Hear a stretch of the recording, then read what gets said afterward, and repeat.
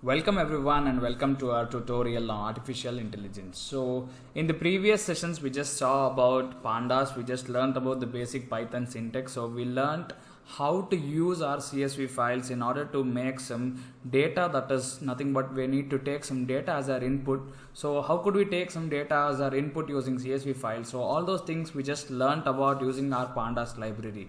So the thing that we are left out with right now is making some useful decisions using data. So data is available everywhere and you have millions of bits of data, but the main thing is how can you understand or how can you make sense of all the data?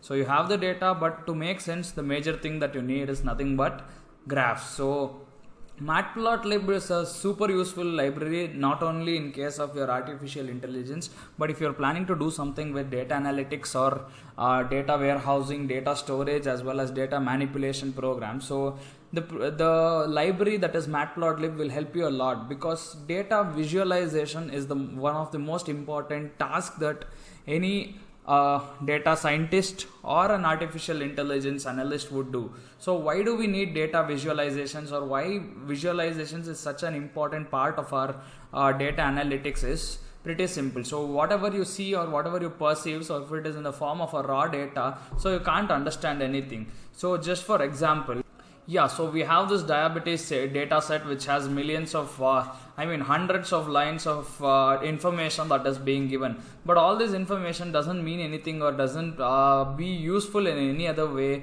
if it is visualized. So if you are visualizing this entire thing very easily, so then you would have the possibility to understand it in a very easier way than just looking at the raw data. So raw data doesn't mean anything, or raw data doesn't have any value. Only if it is visualized in a simpler or a beautiful way, then the data makes some sense. So for the data to make some sense, you need to keep it in a visual format so that it will be helpful for the user who is trying to use it, as well as to the client or to the business person you're trying to explain the whole data. So that will be very easier to understand for a layman also if you are showing it in the form of a graph or nothing but a plot. So that is how your mapping or Matplotlib library that you have makes such a huge difference. So today what we'll be doing is simple. We'll be using Matplotlib. So we'll be using Matplotlib library. We'll be installing it. Then we'll be drawing some simple graphs or graphical notations. So after drawing some simple graphs and graphical notations, we'll also be using our data set. That is nothing but our diabetes data set. So where do you get this diabetes data set? I've already shown you in my previous sessions that you need to go to kaggle.com. Just go to the browser. So just go to browser and you can go to Google. So if you go to Google, then you can find kaggle.com. So that is one. So you can go to Google, you can search for diabetes dataset. So it is also called as PyMA diabetes dataset. So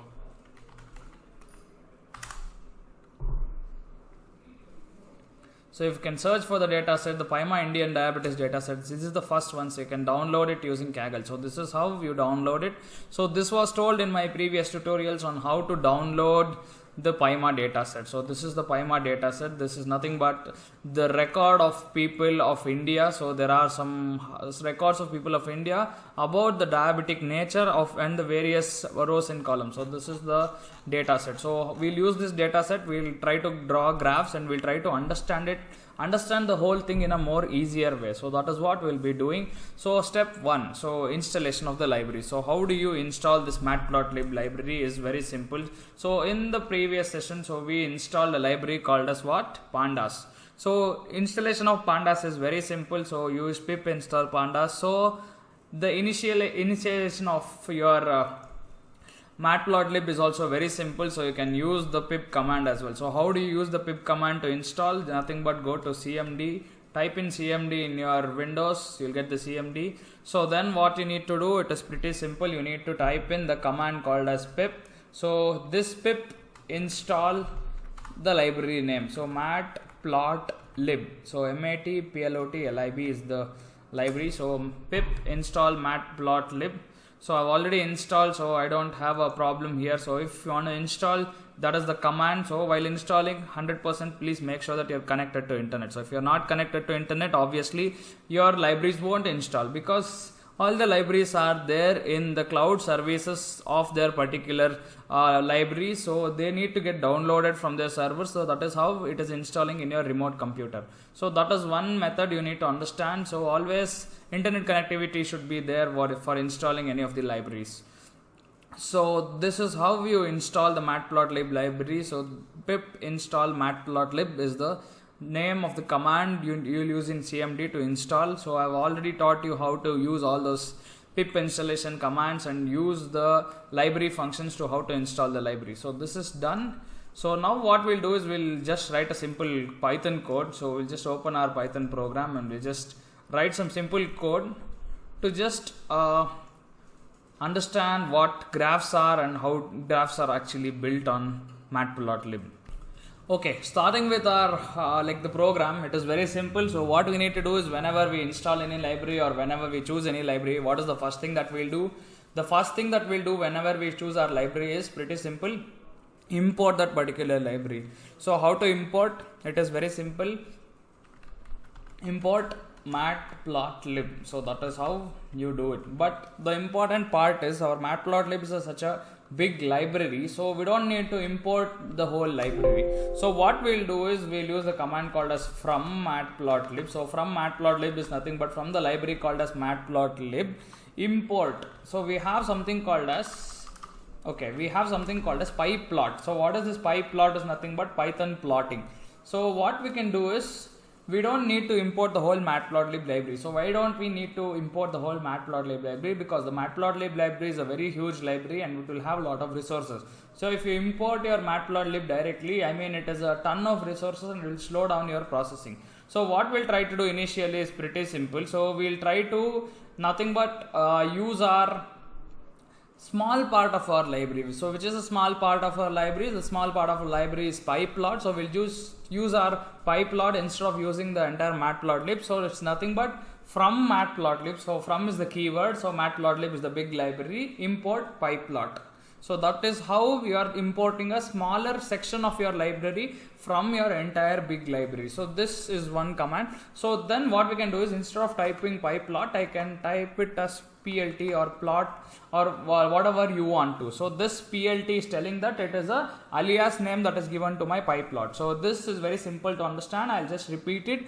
From matplotlib import pyplot as plt. So what is from matplotlib? Matplotlib is the library where you have your graphical representations or where you can draw graphs for various Python data that you have. So after drawing the graph, so since I told you Matplotlib is a very big library, so we need to just take a part of that library. So why shouldn't we take the full library? Because the memory consumptions as well as the processing speed will reduce if I consider my whole library, because there is a lot of directories which I need to go into to take in the whole library. So what we will import is a small part of our matplotlib, that is nothing but pyplot as plt. So plt is my alias name that is given to my pyplot. So we understood that. Okay. So that is how you import your plotting inside your matplotlib. So that is step 1. Step 2 is nothing but we need to have some data to plot. So what is the data that we need to plot is nothing but we'll take in some data. That is nothing but I have my x and y. So x will be 1, 2, 3 and 4 and 5. So this is done. So this is one list that I have. So x is a data type of list. So I am taking in 1, 2, 3, 4, 5 as my data. So then I have my y, that is also another kind of data. So what I will do is I'll take it as 5, 10, 15, 20 and 25. So this is my data that I have. So I have my x data, so I have my y data. So what we'll do is we'll try to plot x versus y. So what is plotting x versus y? So you have your x axis, you will have your y axis. So like how you plotted your graphs in your primitive schools, that is in your high schools or colleges, you just mark which axis, which is the coordinate of your x and y, and mark a point there. Draw lines passing through this entire point. So then you will get a graph. So that is how simply you can draw a simple graph in Matplotlib. So it is a simple command plt. So why I should use this plt? Because I've imported my Matplotlib. From Matplotlib I've imported pyplot as plt. So this is the alias name given to my pyplot. So I can use plt anywhere. So that is for my execution. So I will draw a simple plot. So while drawing a plot, what is the thing that I need to have? Both my x and y axis. So plt.plot x comma y is nothing but I am plotting my x versus y. So this is how a simple plot is created using Python. So we have created a line graph or a line plot. It is nothing but not a dotted line, a straight single line that you can create using your plot. So just creating a plot is not enough. What we need to do is we need to show the plot. So how do we show the plot? It is very simple. You need to have plot.show. So what does this plot.show do? It will create another window where you can see the graph actually between x versus y. So simple, you have your x as a list, y as a list. So then you have plt.plot x comma y. What is this plot? It is a line plot. It will mark all the coordinates which you have mentioned, that is x versus y. It will try to plot the data. So then you have plot.show, which will open a new window and try to plot the whole data. So this is just a basic example on how to plot a simple graph. So it will try to run my code, and here I have a graph. So is it cool? Yes, it is cool. So we have a graph here. So what is it doing? So it is plotting 1 comma 5, that is 1 comma 5. My x was 1, my y was 5, my x was 2, my y was 10. So that is how I plotted a straight line graph using my Matplotlib. So this is how you draw a simple graph. But I want to test something on this, so I'll just close these options. So what if I don't have this data? So my y is only 4 while my x is 5. What will happen? So it is fetching me an error. So why does it fetch an error? Pretty simple to understand, guys. So whenever you have an x to plot, obviously you need to have a y. So if you have any values missing, then it doesn't plot. So very important, the dimensions or the length of x and length of y must be same, because you are always plotting a graph of x versus y. So if you don't have y or x on any of your data, so then obviously it won't be able to plot. So very important, the x and y should be of the same dimension or the same length to plot a successful graph. So this is one basic example on how to plot a simple graph. Yeah, so we just plotted some graphs on x versus y, but we saw that the data the data should be equal. That is, we need to have equal dimensions in both an xy axis to successfully form a graph. So right now we are seeing this graph, but one thing is very unclear about this graph. So what is the lack of clarity in this graph is pretty simple. So you don't know what is the title of the graph, or what x is, what y is, and what are we even trying to plot. So this is a big confusion that we have in this particular graph. So what we need to do is we need to give the title of the graph. So what is the title, what graph is it actually indicating, and what is the x-axis and what is the y-axis indicating. So all this information and credentials should be given so that the graph makes better sense. So to have this better understanding of what this actual graph is actually doing, so what we'll do is we'll do a simple change. So what is the simple change that we'll try to do is we'll just add some commands here. So what is the command that we'll add is, if you want to add a title to the graph, so plot.title is the title to the graph. So what I will do is I can add a title of age versus marks. So this is my title, age versus marks is my title. So this is the title that I can have. So then I can have y label.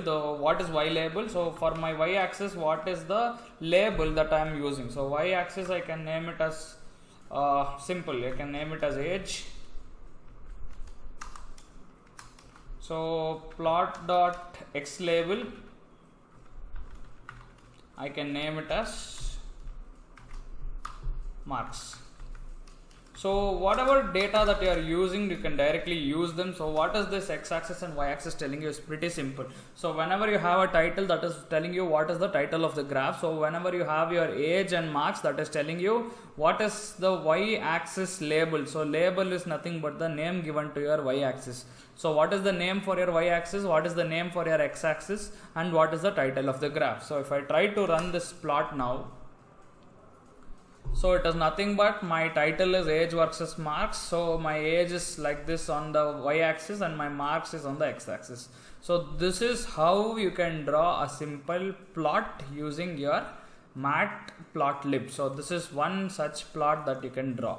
So this is a very good example on how to simply make a small data look very beautiful as well as very visualizingly appealing. So if you are trying to do something which you want to appeal in a visualized manner, so it is very important to have graphs in your particular data analytics or your project. So whenever you're trying to do machine learning or artificial intelligence project, so you need to have graphs which would help you to understand how actually data is being plotted. Okay, so the next thing that we'll be doing is, if you don't want a line graph, so if you don't want a continuous line graph, if you want just the points where the coordinates are placed, suppose you have this x as 1 as y and y as 5, so the intersection of the points of between the x is equal to 1 and y is equal to 5 line. So if you want only those points, so then you have another kind of graph that is called as scatter plot. So what is scatter plot? So the thing is, majority of the times you don't want a line in your plot, so you just want this scattered point. So what is this point? Is nothing but the point of intersection between x is equal to 1 and y is equal to 5.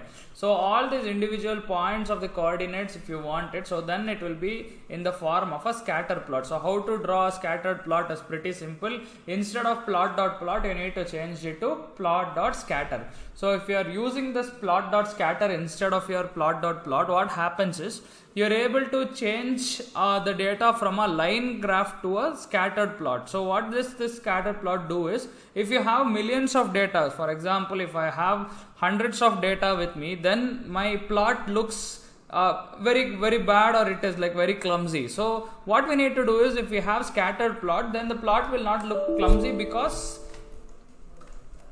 we are already having data to a very smaller extent, only we are drawing it in the form of dots, so my data doesn't look clumsy. So if your data doesn't want to look clumsy, you need to use scatter plots. So any kind of graphical representations that you want to depict to your client, or that you want to make sure that you want to understand this kind of graphical representation, you can use this graphical part. So plot will give you straight lines, scatter will give you nothing but dotted lines.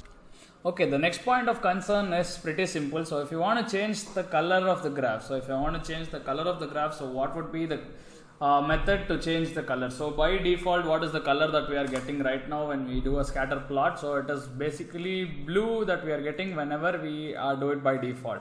So if you want to change that, or if you want to change it to some other color, so what would we do is pretty simple. So there is an option called as color. So how do you mention a color? Is within this plot or scatter, you need to give the color option where you can choose a color. So color can be R, so R coordinate or R parameter is telling me that it is a red color, so my graph changed into red color, so that is one thing. Or any kind of basic colors that you want, that is red, blue. So blue is also possible. So after blue, so then you have the other colors, that is nothing but your green. So after green, so any basic color, RGB, red, blue, green, white, black, yellow. So any color that you want, you can change using this color command. But the next thing is, if I want to change the size of the scatter plot, so my circles are very small, so I want to just increase the size of my scatter circle, so that is also there inside my scatter plot. So how to increase the circle, that is nothing but how to increase the size of my scatter circle is pretty simple. So I would use the command called as yes, that is nothing but the size. So if I use the size called 50, then what will happen is, my my representation became slightly bigger, so that is the circles became slightly bigger. So then I want to change my graph. So if I want to change it to other things, for example, I want to change it to a large, very huge circle, so I'll choose it as 150. So that 150 is becoming a very huge circle. So that is how you can change the size of all the markers that is available in your particular plot. So what is a marker basically? So the circle is taken as the default marker. So if you want to change the marker also, there is an option. So how to change the marker is pretty simple. So what you will do is, you will use this option called as marker. So marker is an option. So if you want to change the marker, so you will tell which marker to use.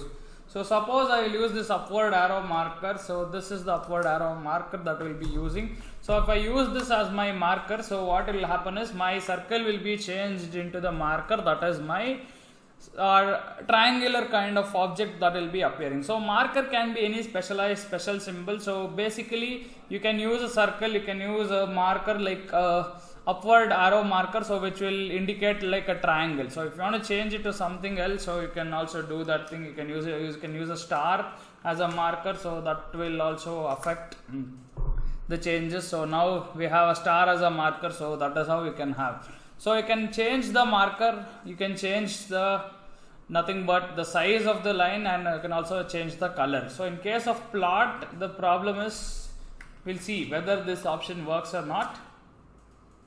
But in plot, this option doesn't work because we don't have a marker in case of plot. So you can't change the marker in case of a plot because it is just a single line. So what you can do is pretty simple. So you can just change the color. So the color is possible, but size is also not possible. So size is also not possible.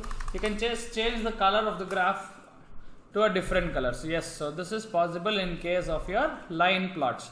So line plots, you can change the color, you can just change the color, but in case of scatter plots, you can change the marker, and as well as you can change the color of the marker plus the size of the marker as well. So this is how you can draw a simple graph using your nothing but your Matplotlib. But moving on, we have some other things that we can slightly use it in our program. So what is the other thing that we can use it in our programs is pretty simple. So what we have now is pretty easy to understand. So we have our plot that is nothing but a single plot. So we're just comparing x and y. So what if we need to compare two values? So I just don't want to compare x and y. So I have my values that is nothing but my x1 and y1. So I have my values that is x1 and y1. So then I have my other values that is nothing but x2 and y2. What are these x2 and y2? Again, these two are nothing but lists. Okay, so what I'll do is I'll define x2 and y2. So nothing but again 1, 3, 5, 7 and 9. So this is my x2. So then I want to define my y2 as well. So what is y2? Again, any other values that you can give you. That is nothing but 3, 6, 9, 12 and 15. So this is my x2. So what we have is nothing but x1 and y1 and x2 and y2. But what we'll try to do is we'll add some kind of style to the graph. So whatever graph we saw earlier didn't have any style. So we have, from Matplotlib, we have a separate library called a style library. So we have another option to include that style library. So what we'll do is from Matplotlib, we'll import style. So what is the style? So if you don't want to use a conventional graph for your representation or for your data, you need to use the style command. So this style command will enable us to use some different styles on our graph. So regular graphs are plain and boring. So we'll make our graphs more and more interesting. So we'll use some different style. So what is the style that you can use is pretty simple. So one kind of style is called as ggplot. So ggplot is just a name given to the style. So I can show you the different types of style that is available. One basic thing is we'll try to use the different styling formats as well. We can use these different styles to get the different format of our whole, the visual representation. So how the background looks, how the whole line styling. So each and everything we have some user defined styling formats that we can use. So one thing is called ggplot. So ggplot is one of the styles. So I'll be explaining the other styles. So once we implement this style, we'll understand what is the whole next styles that we'll be using, because we'll see how the style looks. So we can see the changes with respect to other styles. So what is happening when we change the style of the other types. So what we'll do is we'll just plot two graphs, that is nothing but x1 versus y1 and x2 versus y2. So what we'll do is we'll plot x1 comma y1. So x1 comma y1 will plot, but we'll choose this color as nothing but our let us choose it as blue. Okay, so one graph will be blue in color. So what we'll do is we'll choose this, so that is fine. So then we have plt dot plot x2 comma y2. So this x2 comma y2 is telling us, so we are plotting x2 versus y2. So then we will choose this color as green. So the blue and green we'll try to choose. So after choosing these two things, what we'll do is we'll try to add the label. So nothing but plot dot title, we can put it as multi-graph, anything that you want. So multi-graph is one thing. So then what you will try to do is plot dot x label. So you can either use single or double quotes. But once you start using one kind of code, in the end of the line you should use the same thing, you should not change. So then you can add the x label. So what is the x label? Nothing but your x axis, you can just name it as x. So then you can add the y label. So you can use it as y for your y label. Okay, x label and y label, you are trying to use your x and y, so that is done. So what we try to do is we are using we are two graphs right now. So what is the true graph that we are trying to use it right now is pretty simple. So we are having x versus y and x1 versus y1 and x2 versus y2. Same thing, we are plotting it in a single figure. That is nothing but x1 versus y1 is not a separate graph, x2 versus y2 is not a separate graph. Both the things we are plotting inside the same graph. So that is why we have this color as green and blue to differentiate both of them. So we'll see how this graph looks actually. Yes, so we can see that the graph is looking at nothing but we have our x and y. So our one kind of line x1 versus y1 was blue, x2 versus y2 was nothing but our green color. But one problem I see here. So if we are explaining this graph to any other person, this graph is not self-explanatory. So why it is not self-explanatory? So we don't know which is x1 versus y1, which is x2 versus y2. So that is why if we can add labels or a legend. So we add two things, nothing but a legend in our graph. So what is a legend in our graph? So if you have seen maps very closely, so there will be different notations for different things. For example, if you are seeing cities, so there will be some red colored dots for indicating cities. So if you have national capitals, you will have a black colored circle, along with that another big surrounding circle will be there. So that will be indicating your national capital. So international borders will be in dotted line, local borders will be in the form of a straight line. So all these are nothing but representations of our map. So this will be given inside a small box at the bottom or top of our map. So this bottom or top of our map is telling us what is the information that our map contains. So similarly, we don't know which is our blue colored line, which is our green colored line. Since I am the programmer, I know that I have given that it is blue is nothing but my x1, y1 and nothing but my green is nothing but my x2 and y2. So what we'll try to do is we'll try to add a legend to this map. So what a legend are we trying to add here is pretty simple. Here we have an option to add the label for the line also. What is the label for the line is nothing but a unique name given to my line. x1 versus y1 is the name that I'll give it to my first line. So another name that I will give it to my second line is nothing but my x2 versus y2. So why this name? Pretty simple. So you can understand which is what data is what, but when you are showing it to a different person, he won't be able to understand which data is what. So that is why you need to make sure that you are giving the complete information in any graph. So mishandled information or partial information will always affect us and will not be able to give us a correct representation of what this data is entirely doing. So very important to understand is we need to understand what is our x1 versus y1, because the client or the person to whom you are showing the output must be able to understand that this is the x1 versus y1 and this is the x2 versus y2. But just if we add that, these won't appear on the graph, because if we try to use it on the graph again, so there is nothing appearing, because I named this label as x1 versus y1 and named this label as x2 versus y2. This is not appearing. So where will it appear? So only if I add a legend. So what is a legend? I told you it is giving us information about more information about the graph.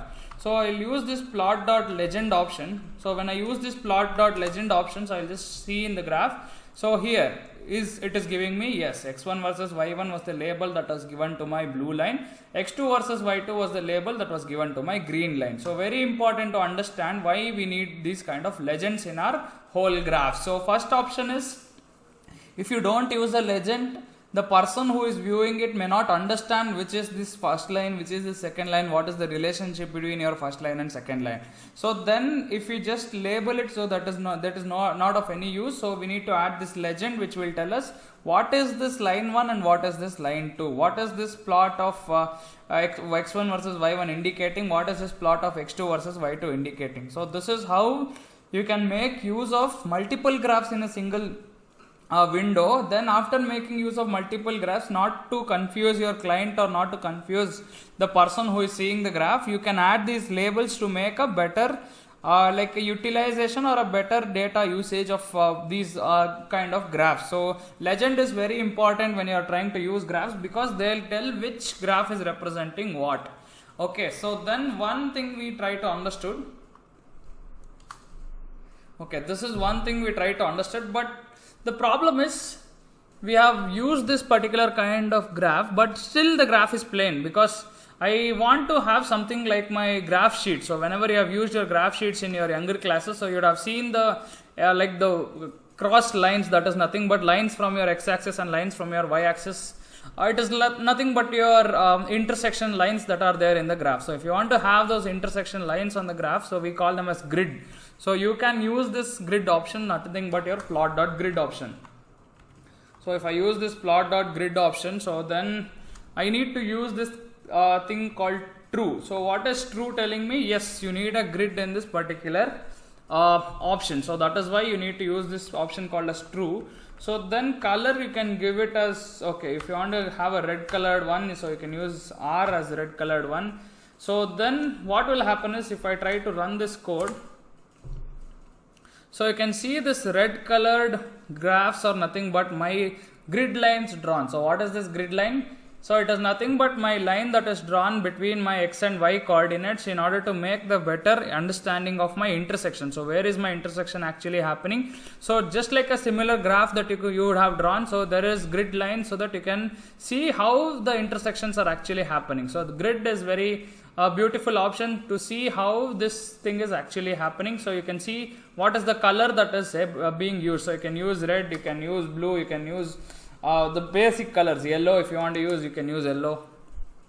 So that is how you can draw grid. So what is grid? It is an intersection of your x and y axis coordinates. So why do you need grids? Because it is telling us a better information of how the intersection is happening between your x and y axis. So grid, we try to understand, we try to draw two different graphs on the same window. So that is one advantage. Then we try to add a label. So why did we try to add a label? To differentiate the two kinds of graphs that we had drawn. So then what we did was, we are able to draw the legend, which is telling us the information about what are these two lines or the labels. So then we are able to draw the grid also. So after drawing grid, so we have another option of changing the graph style. So why did we use this ggplot graph style? Is pretty simple to understand. So what happens is, sometimes we want to have a plain style in our graph, but if you don't want to have a plain style in our graph, if you want to have a dark background in our graph, so what we can do is, we can change this style so that it will be changed to the respective option. So first thing what I'll do is now, first thing what I'll do now is pretty simple. So I'll change my ggplot, because my client wants to have a darker background, so I don't want to have a light background in my graph. So I will use this option called as dark underscore background. So what is this dark underscore background doing? Pretty simple. So it is nothing but converting our entire graph into a dark background graph. So these are all the styles that are readily available in my data, which is telling me how to change my color patterns inside my entire data. So this was the best example to tell you how my data is actually getting changed with respect to my styles. So why do you need styles? This is the reason. So if you want to straight away change everything, so the problem is, if you change it manually, you need to change each and every window color, background color, everything. So if you use this style, it is direct. So where your background is directly dark and your like the colors have changed, so that this matches the contrast of the dark background, so you can see the graph beautifully. So this is hundreds of styles are there. You can go to your Matplotlib website to understand the various styles that are available. So there are hundreds of styles available. So if you want to see this actual styles, so this is what you have. So you have default, you have classic, you have solarized, you have classic test, dark background, 538, grayscale, ggplot, seaborn. So there are hundreds of styles that you can use. So it all depends on the usage that you need. So this is how you can change the style inside your graph. So very simple thing so to understand. So that is the basic concept that we understood. Now the next part that we will be dealing is pretty simple. So what is the next part that we will be dealing with is called the line width option. So what is the line width is? So suppose I have two lines of the same width. So then also if I have a black and white graph, I wouldn't be able to recognize. So if I change the line width to different coordinates. So what is line width is nothing but the thickness of the line. So similarly, how you had the size in case of your scatter plots, you have a line width in case of your line plot. So if I change the line width, so see, you can see the width of the line, how it is getting changed. So your line width is basically telling you, also giving another method of differentiating between the two lines.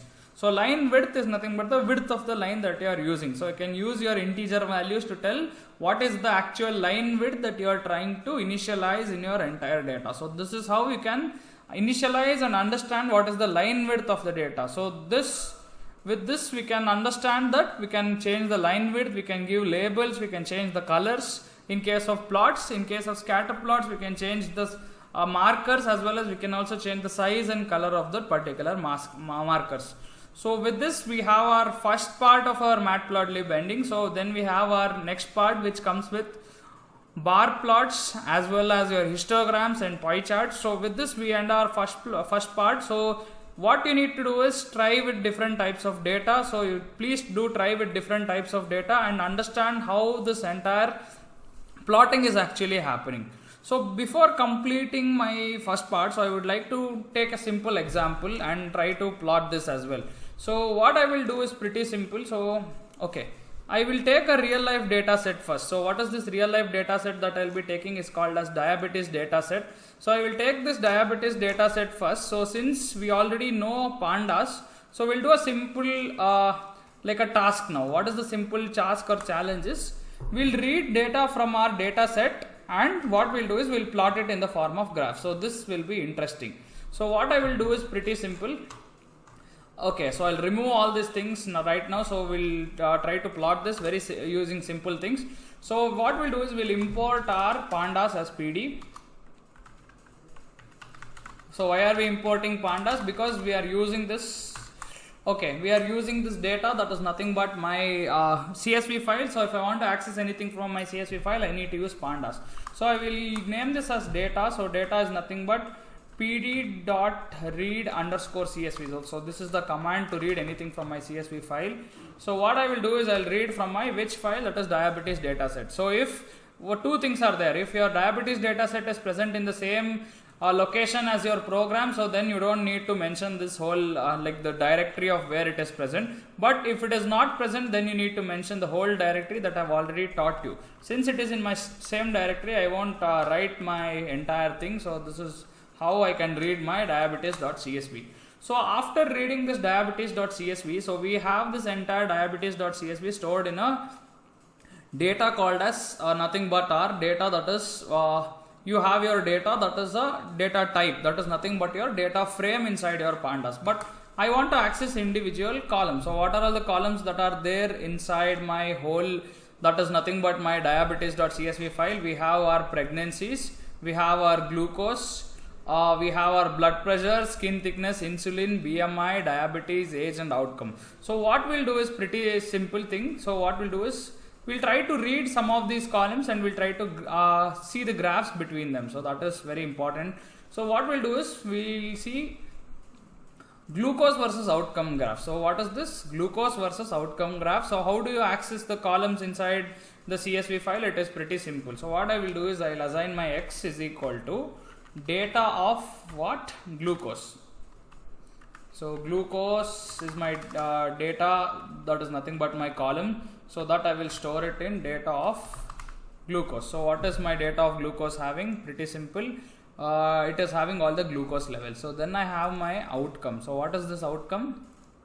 That is nothing but whether a person has diabetes or not. So that will be my data of outcome. So outcome O caps, because that is how I named it in my particular CSV file. So these two have my data of x and y. So what I will try to do is I will try to plot a simple graph.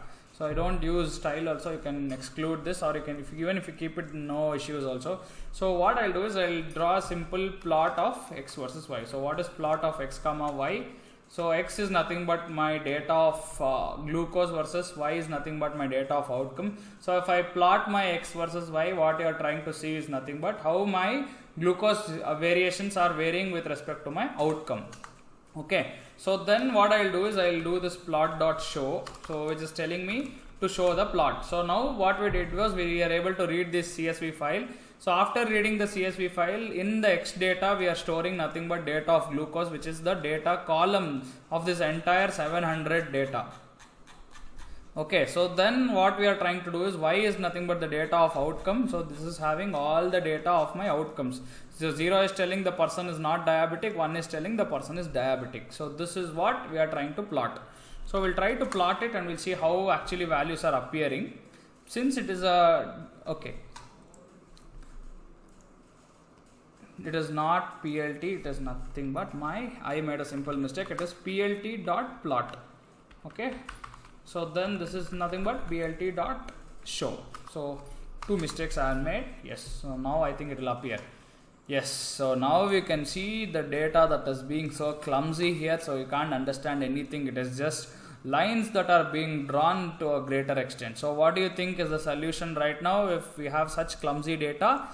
Close this thing. So we'll change it to a scatter plot. So why we change it to a scatter plot? Because scatter plots give us better representation of data and we can understand what is happening exactly. Yes, so this is telling that out of 0, so that is nothing but people having outcome of 0, that is no diabetes. So their values of like the sugar levels are starting from 50, so they are going all the way about to 200. But people who have diabetes, so their values of sugars is starting from 75. So their values of sugar is starting somewhere from 75 and ending till 200. So that is how you can infer from your data. So still if you are not satisfied because the x and y axis got changed, so we'll interchange nothing but my y and x. So I will plot it in a reverse manner. So we'll see what will happen. So if I plot it in a reverse manner, so it is giving me the data that is nothing but my x is having that is nothing but my 0.0 outcome. The value of the sugar levels are starting from my around 40. So around 40 till 200 it is extending, but people who have diabetes, that is nothing but 1.0. if their outcome is 1.0, it is starting from my 75 and ending at 200. So people who have diabetes will not have lower sugar values, they'll have higher sugar values. So this is the inference that you can make from the data. So very beautiful things you can do with the help of data, and you can understand how the actual things are varying. So let us look at another example of BMI. Yes. So what we'll do is we'll draw a graph of BMI versus outcome. So we'll draw a graph of BMI versus outcome, which will tell us how actually BMI is varying with my outcome. So who are the people who are having diabetes? So this is a better option. So people who are not having diabetes will have their BMI value somewhere between 18 to around 50, but people who are having diabetes will have their BMI values from 25 to 70. What is this BMI? Body mass index. You can check on Google.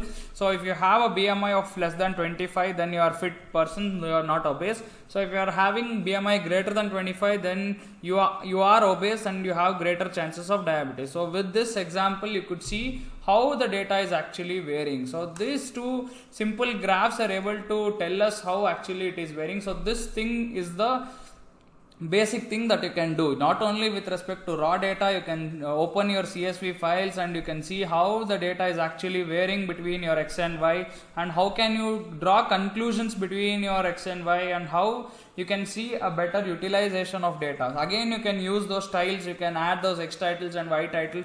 So that is like an assignment to you, where you can just read the other data sets, draw some basic graphs. So in the next session, we'll be dealing with other types of graphs which are more complicated and which are more useful.